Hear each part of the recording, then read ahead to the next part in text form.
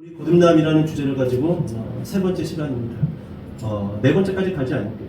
오늘 세 번째에서 오늘 본문 전체를 한 번 더 이렇게 잘 정리를 하고, 그리고 드디어 요한복음 3장 16절 여기까지 살짝 문을 열면서 설교를 정리를 하도록 하겠습니다.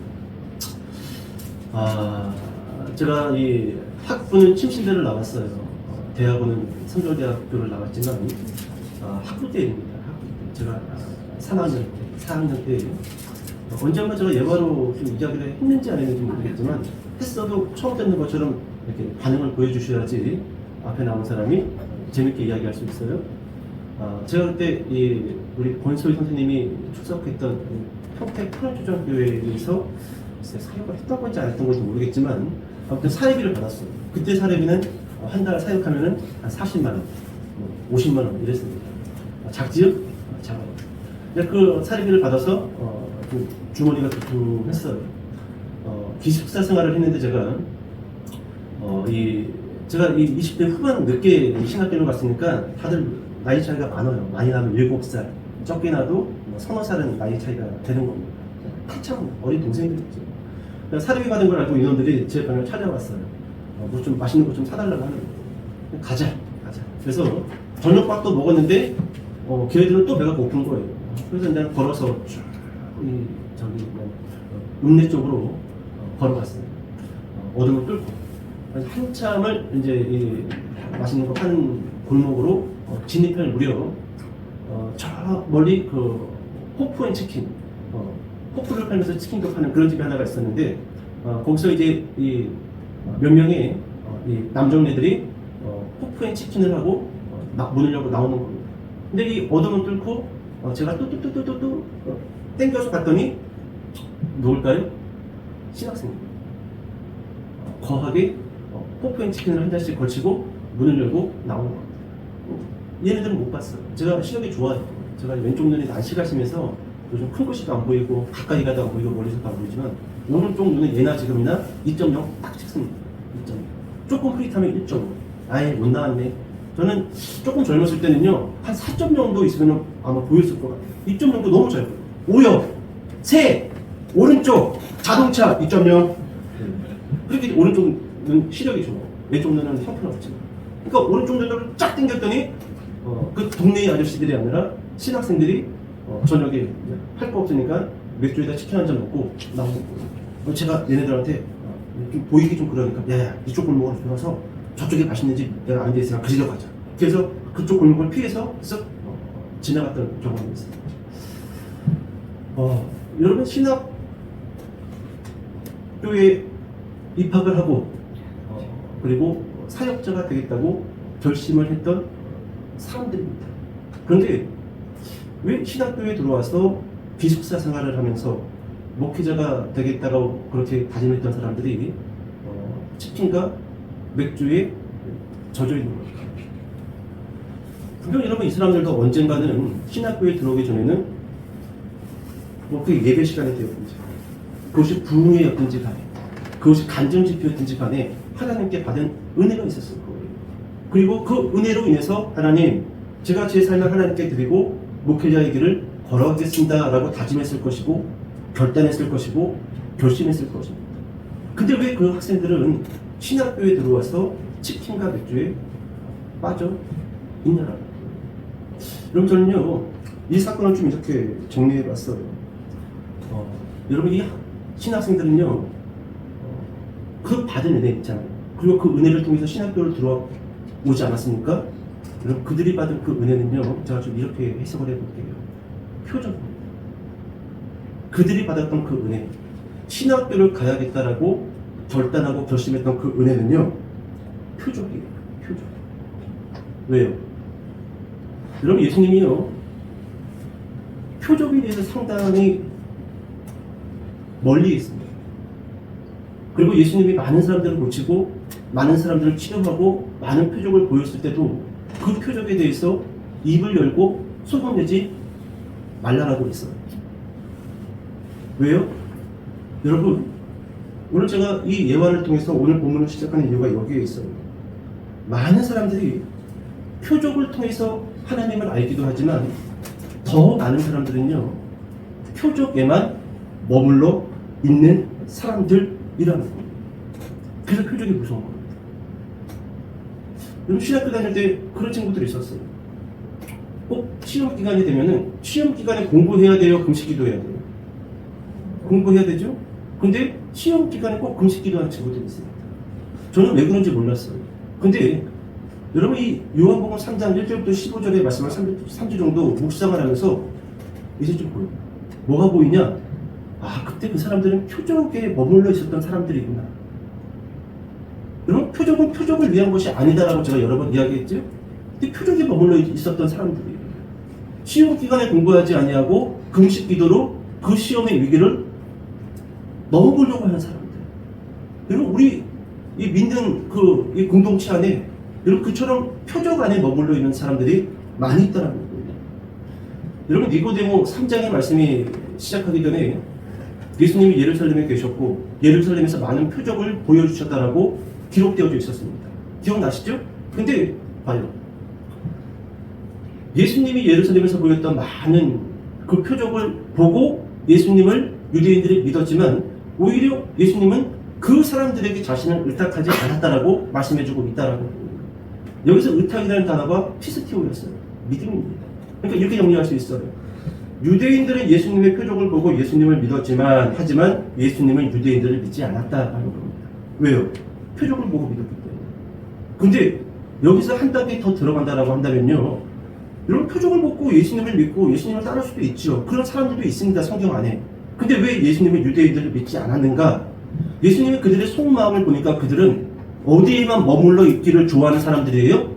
표적이에요.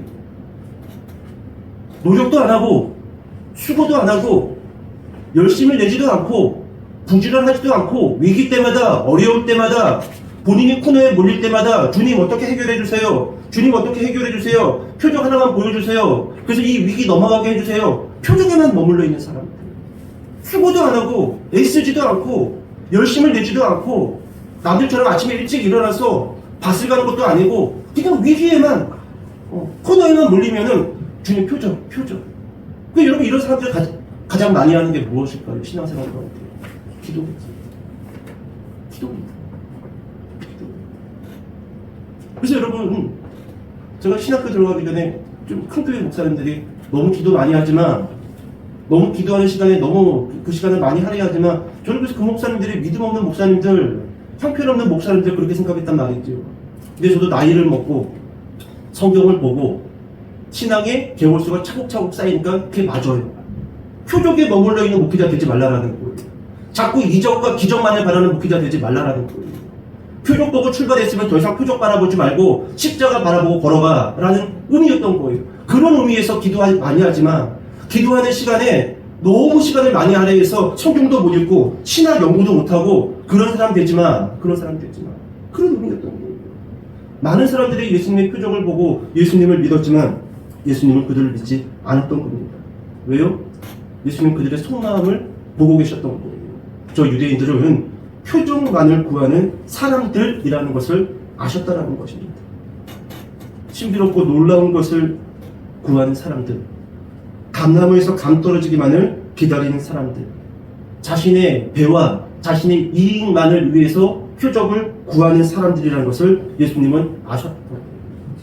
그래서 여러분, 이제 우리가 앞으로 요한복음 3장을 지나서 쭉 진행하다 보면은요, 종교 지도자들은 예수님에게 찾아와서 자꾸 표적을 구합니다. 그때 예수님이 딱 잘라서 어떤 표적만 이야기하시죠? 요나의 표적입니다.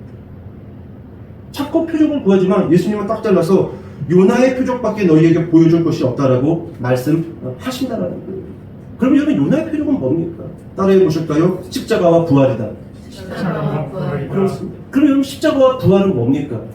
십자가와 부활은요, 순종의 삶을 통해서 구원을 완성하는 것이 십자가의 부활이에요. 그러면 여러분, 순종을 통해서 구원을 완성하는 것은 무엇이냐라는 거예요.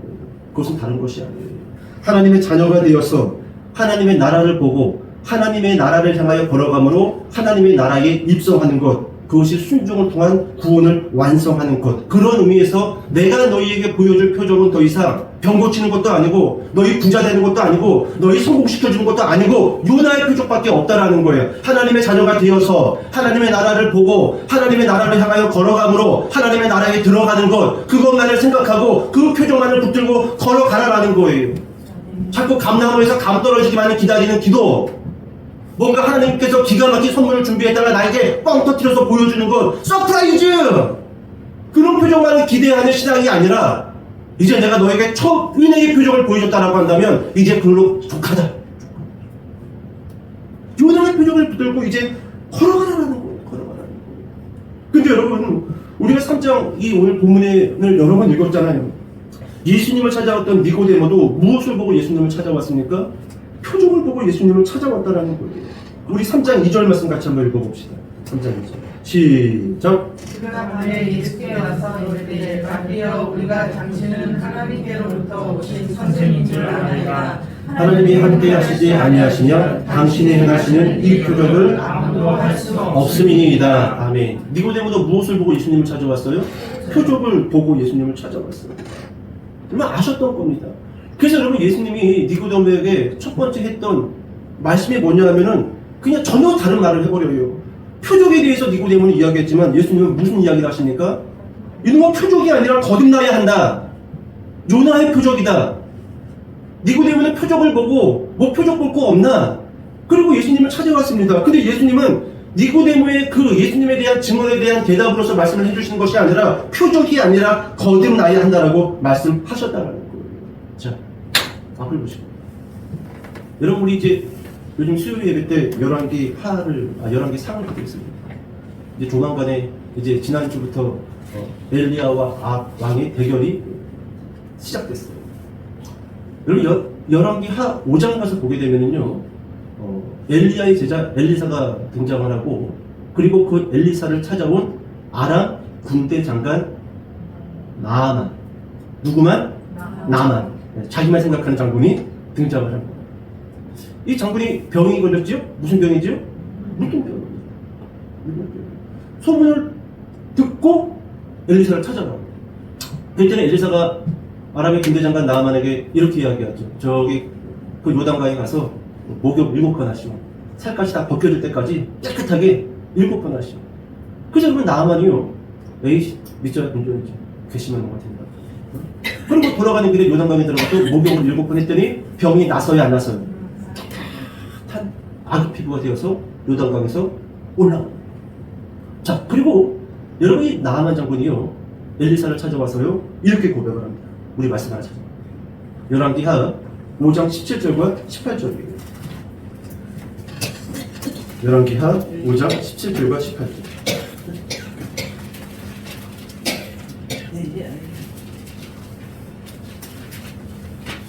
읽어볼까요? 왕하 5장 17절과 18절. 자, 시작. 나아만이 이르되 그러면 청하건대 노새 두 마리의 실을 흙을 당신의 종에게 주소서. 이제부터는 종이 번제물과 다른 희생제사를 여호와의 다른 신에게는 드리지 아니하고 다만 여호와께 드리겠나이다. 오직 한 가지 일이 있사오니 여호와께서 당신의 종을 용서하시기를 원하나이다. 곧 내 주인께서 림몬의 신당에 들어가 거기서 경배하며 그가 내 손을 의지하시매 내가 림몬의 신당에서 몸을 굽히오니 내가 림몬의 신당에서 몸을 굽힐 때에 여호와께서 이 일에 대하여 당신의 종을 용서하기를 원하나이다 하니. 아멘. 앞을 볼까요? 여기 나아만 장군이요, 엘리사의 명령에 순종해서 문둥병이 났고 아기 피부가 됐습니다. 자, 그러자 여기 나아만이 엘리사에게 찾아와서 5장 17절에 뭐라고 고백을 합니까? 여호와께만 제사를 드리겠습니다. 더 이상 우상 숭배하지 않겠습니다. 여러분 봐요. 문둥병이 나은 거는요, 표적입니다. 표적 맞죠? 표적입니다. 근데 나아만 장군이 표적에만 머물러 있었던 사람인가요? 아니에요. 이야, 문둥병이 나았네. 또 다른 거 뭐 보여줄 거 없나요? 신비한 거? 놀라운 거? 아니, 곧장 엘리사에게 찾아와서 이제부터는 종이 번제물과 다른 희생제사를 여호와 외 다른 신에게는 드리지 아니하고 나만 여호와께만 드리겠다. 나만은 표적에만 머물러 있었던 사람이 아니에요. 표적을 또 보려고 엘리사를 찾아왔던 것도 아닙니다. 그런데 왜 문제가 있어요? 나만이 생각해보니까 아람으로 돌아가면은 왕이 있어요. 그게 18절의 기록입니다. 우리 왕이 림몬의 신당에 들어가서 우상을 숭배하는데 우리 왕이 늙어서 제가 옆에서 보좌해야 됩니다. 절할 때 같이 절해야 되고 일으킬 때도 같이 일으키면서 나도 일어나야 됩니다. 이거 어쩌면 좋겠습니까? 그래서 이 문제에 대해서 하나님께 용서를 구하는 이야기를 나아만 장군이 엘리사에게 남기고 본국으로 돌아가요. 그리고 한 장 넘어가서 열왕기하 6장을 보게 되면은요, 드디어 굳이 볼 필요가 없어요. 열왕기하 6장을 넘어가서 보면은요, 그 나아만 장군이 이끌고 있었던 아람의 군대가 북이스라엘을 공격해 들어옵니다. 그런데 쭉 스토리가 기록되어져 있는데 한 글자도 나아만 장군의 이름이 기록되어져 있지가 않아요. 만약에 나아만 장군이 여전히 아람 군대의 군대 장관으로 있었다라고 한다면 어떻게 했을까요? 엘리사가 있는 표적을 보여주었던, 자신의 그 죽을 병을 고쳐주었던 엘리사가 있는 그 북이스라엘에서 나아만이 어떻게 했을까요? 근데 묻지막지하게 아람의 군대는 북이스라엘을 공격해요. 그리고 나아만 장군의 이름은 기록되어져 있지 않습니다. 한 장, 두 장도 아니에요. 한 장. 그래서 여러분, 학자들은 이렇게 이야기합니다. 나아만이 본국 아람으로 돌아가서 왕을 모시고 우상의 산당으로 들어갔어요. 그리고 몇 번 같이 우상에게 절을 피했지. 늘 해왔던 일입니다. 그런데 도무지 신앙의 양심에 용납해야 돼요. 고민했겠죠. 어떻게 해야 될까? 내가 이 군대 장관까지 올라오기 위해서 수백 번의 전쟁터에서 목숨을 걸고 싸워서 이 자리에 올라가는데 어떻게 해야 될까? 이 집을 버려야 될까? 아니면은 하나님을 버려야 될까? 이 양 갈림길에서 나아만은 무엇을 선택했을까요? 하나님을 선택했다. 표적에만 머물러 있지 않았다라는 거예요. 에이 뭐 어떻게 되겠지 뭐. 하나님이 다 문둥병 깨끗하게 고쳐줬던 것처럼 에이 뭐 살다 보면 또 뭐 어떻게 되겠지. 아니에요. 근데 많은 성도들이요 지금 표적에만 머물러 있어요. 본인이 결단해야 될 건 결단하지도 않으면서, 본인이 가지고 있었던 제약스러운 것들을 버리지도 않으면서, 그러면서 어려움이 처하고 위기에 처하면은 하나님한테 하나님 뭐 없습니까? 하나님 뭐 없습니까? 표적 없습니까? 이적 없습니까? 뭐 까마귀 보내주시지 않습니까? 그러고 있단 말이에요. 표적에만 머물러 있는 사람이에요. 이런 표적에만 머물러 있는 신앙은요, 예수님이 우리에게 말씀하시는 신앙도 아니고 믿음도 아니고 그리스도인도 아니라는 거예요. 아니라는 거예요. 여러분, 니고데모는요 밤에 찾아왔어요. 왜 밤에 찾아왔지요? 사람들의 눈을 피해서 밤에 예수님을 찾아왔던 거예요. 이거는요 이렇게 정리할 수 있습니다. 니고데모의 직업이 뭐였죠? 바리새인이었어요. 사내들인 공회 71명의 바리새인, 그 종교 지도자였단 말이에요. 근데 밤에 찾아왔어요. 이것은 이겁니다. 세상의 권력도 유지하면서 하나님도 믿어서 은혜를 누리기를 원했던 거예요. 그러니까 여러분, 지금 이 본문에서 보여주고 있는 니고데모의 상태는요, 표적에만 머물러 있기를 좋아했던 니고데모. 은혜도 누리면서 세상의 것들도 함께 누리겠다라고 그렇게 예수님을 찾아온 모습이 바로 니고데모의 모습이다. 그러면 여러분, 이 니고데모는 앞으로 어떻게 됐을까요? 이렇게 끝났을까요? 표적에만 머물러 있는 사람으로 은혜만 구하고 그 은혜만만 다물만 빨아먹고 신앙생활에 진보가 없는 사람으로 니고데모는 우리에게 기억되는 인물일까요? 그렇지 않아요. 설명하실게요. 우리 본문을 찾아봅시다. 요한복음 19장으로 넘어가 볼까요? 요한복음 19장 38절부터 42절까지.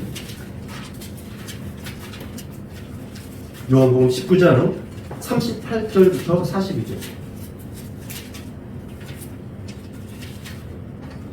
자, 같이 읽겠습니다. 시작. 요셉을 제시하자 유대인이 두려워 그것을 숨기더니 이 후에 빌라도에게 예수의 시체를 가져가기를 구하매 빌라도가 허락하는지라 이에 가서 예수의 시체를 가져가니라. 일찍이 예수께 밤에 찾아왔던 니고데모도 공작과 시체가 섞은 것을 100리터라쯤 가지고 온지라.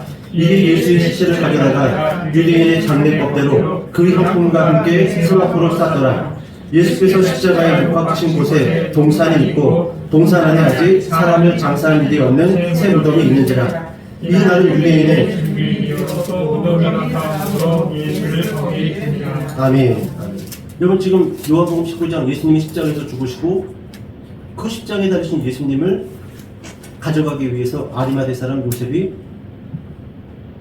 등장을 합니다. 근데 아리마대 요셉과 함께 등장하는 또 다른 인물이 누구지요? 니고데모. 요한 사도는 밤에 찾아온 니고데모를 합니다. 굳이 밤이라는 단어를 쓸 필요가 없었어. 표적만을 구하는 사람. 지 어려울 때 하나님 살려달라고 그렇게 기도하는 이니까. 밤에 찾아온 니고데모가 예수님의 시체를 가지고 가서 아리마대 요셉과 함께 장사를 지내려고 찾아온 거예요. 여러분 니고데모가 변했어요, 안 변했어요? 여러분 수많은 바리새인들이 예수님의 시체를 가지고 가 장사를 지내고 있는 니고데모를 보고 뭐라고 이야기했을까요? 어쩌면요 니고데모는 이 한 사건을 통해서 사내들인 공회에서 추방당했을 거다라고 저는 생각합니다. 그리고 심지어 니고데모가 예수님의 시체를 가지고 가서 장사를 지내고 있는 그 모습을 유대인들이 봤었을 때 돌을 들어서 니고데모에게 던져서 니고데모가 어쩌면은 내가 오늘 예수님을 장사 지내고 나도 죽을 수 있다라고 생각을 했을 거예요. 근데 니고데모가 어떻게 해요? 너무도 당당하고 너무도 떳떳하게 예수님의 시체를 가지고 가서 장사를 지내죠. 여러분 이 니고데모의 모습을 통해서 우리가 무엇을 배울 수가 있습니까? 표적에만 머물러 있지 않고 예수님을 위해서 자신의 모든 것을 바치는 사람이 되었다는 것을 우리가 확인할 수 있죠? 오늘 여러분 한국교회가 바로 이 부분이 가장 약해요. 십자가는 없이 표적 그리고 끝납니다. 여러분 교회 안에서 표적 안 보여준다고 했어요. 본인에게 이적과 기적 안 보여준다고 해서 하나님 떠나버린 사람들이 얼마나 많이 있습니까? 얼마나 많이 있어요. 아니에요. 이 니고데모를 보세요. 표적만을 구하는 사람으로 출발을 했지만 결국 더 이상 표적도 구하지 아니하고 예수 그리스도를 바라보고 너무나 당당하게 떳떳하게 세상에 자신을 보여주면서 그렇게 요한복음 19장에서 그의 모습이 우리에게 등장하고 있다는 거예요. 그래서 우리 정리하겠습니다. 여러분 표적에 머물러 있는 사람처럼 거듭남에만 머물러 있는 사람이 많아요. 거듭나면 됐지? 아니에요. 여러분 저는 표적과 거듭남이라는 단어가 저는 똑같이 보여요. 표적에만 머물러 있는 사람처럼 거듭남에만 머물러 있는 사람이 있다는 거예요. 적어도 우리가 진짜로 물과 성령으로 거듭났다라고 한다면 나아만처럼 또는 니고데모처럼 십자가를 향하여 걸어가시기를 축복합니다. 아멘. 여러분 진정으로 거듭난 사람은요 뭐 주십시오 그런 거 많이 안 해요. 그걸 하나님이 알아서 주시고 우리는 무엇을 향해서 걸어가기만 하면 돼요? 십자가를 향해서 걸어가기만 하면 돼요. 표적을 두어버렸다. 아니 또 이쯤 되면 하나님이 까마귀 보내주시겠지. 그런 말 할 필요도 없어요. 그런 말 할 필요도 없어요.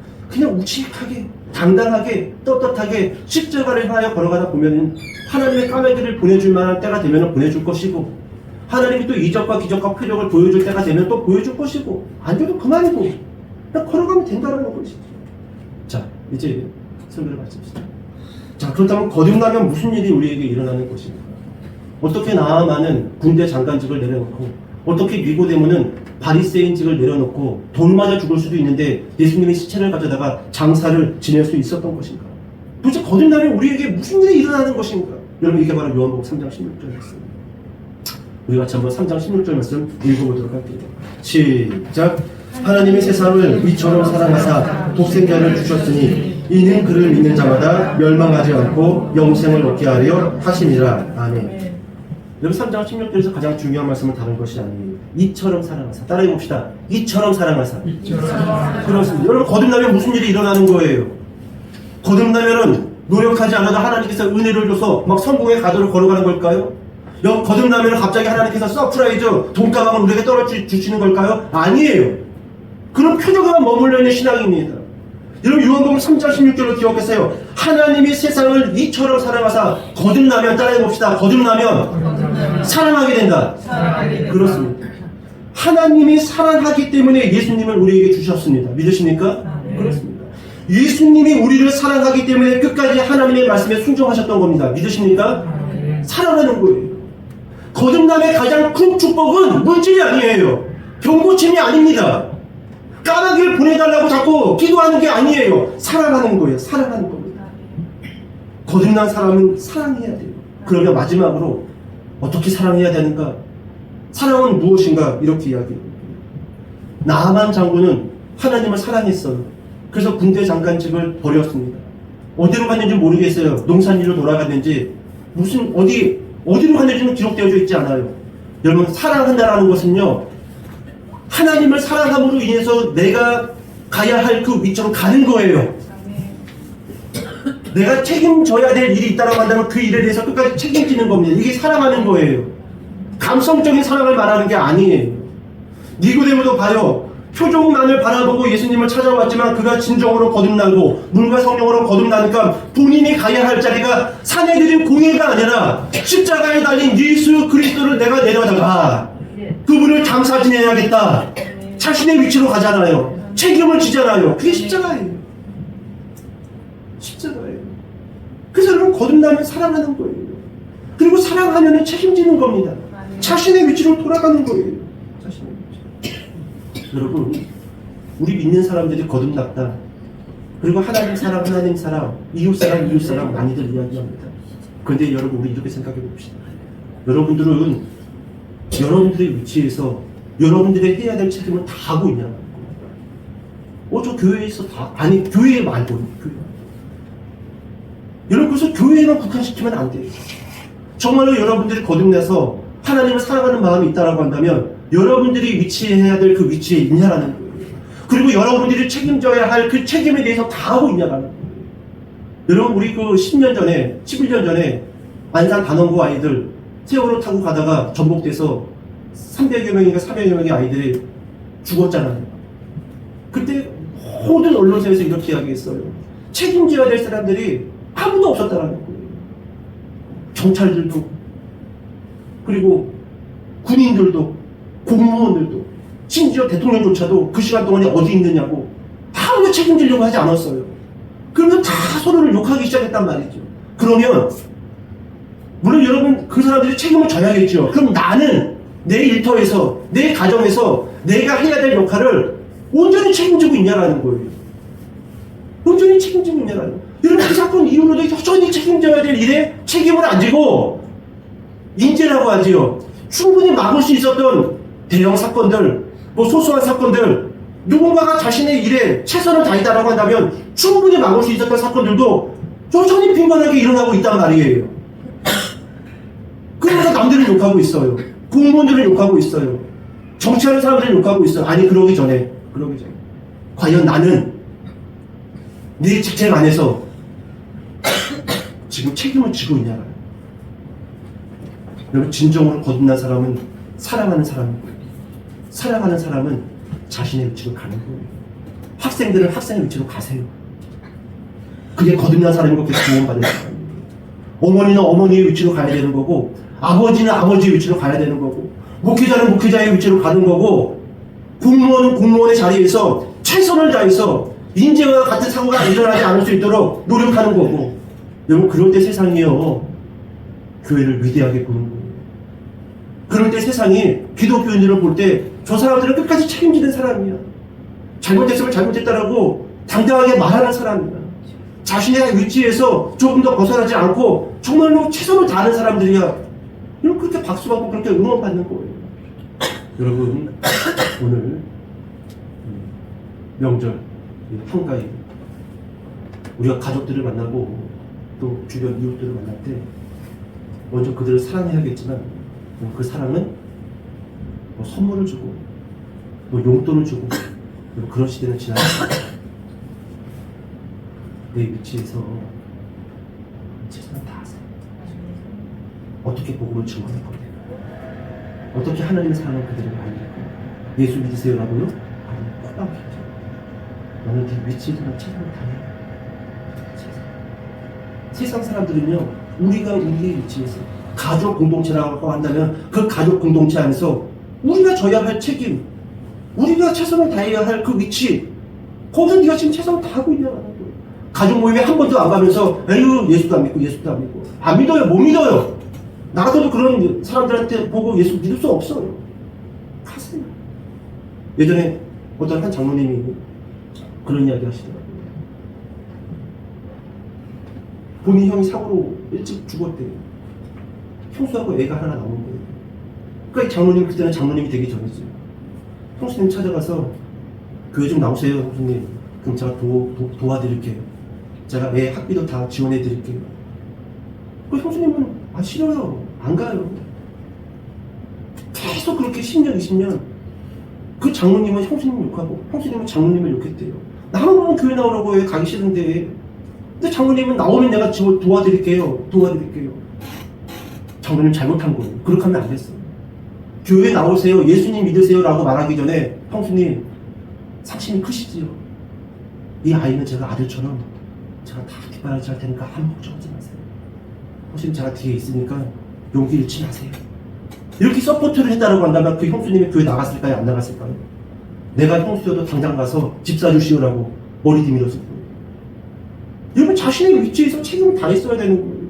근데 오히려 협박을 했단 말이에요. 예수 안 믿으면 돈 안 줘. 교회 안 나오면 지원 없어. 잘못된 거예요. 여러분 거듭난 사람은 그 안에 사랑이 있어야 돼요. 그리고 그 사랑은 감성적인 것이 아니라 자신의 그 위치에서 책임을 다할 때 하나님의 사랑이 우리를 통해서 전달되어지는 거죠. 또 그 전달된 사랑을 받은 이웃과 우리 가족들이 어떻게 되는 걸까요? 예수를 믿고 거듭나게 되는 거죠. 오늘 그렇게 명절 동안 가족들에게 좋은 그리스도인의 거듭난 모습을 보여주는 저와 여러분 되시기를 주님의 이름으로 축복합니다. 기도하겠습니다.